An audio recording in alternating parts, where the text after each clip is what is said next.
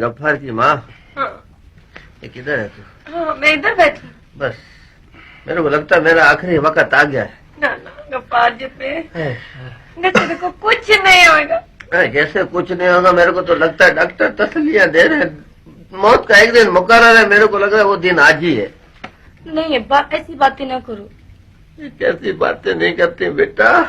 अगर इस मौके पे मेरे जो बच्चे हैं ना बेटे मेरे पास होते तो मेरी मौत आसानी से हो जाती। हमारे बच्चे हमारे पास है। किधर है सत्तारिया, किधर है? अब्बा मैं इधर ही हूँ, तू फिक्र ना कर। अच्छा तू भी इधर है? गफ्फारिया किधर है? ये अब्बा मैं इधर हूँ, तुम्हारी सीधी टांग दबा रहा हूँ। अच्छा गफ्फारिया ये तू है? मैं समझा मौत के फरिश्ते जल्दी आ गए।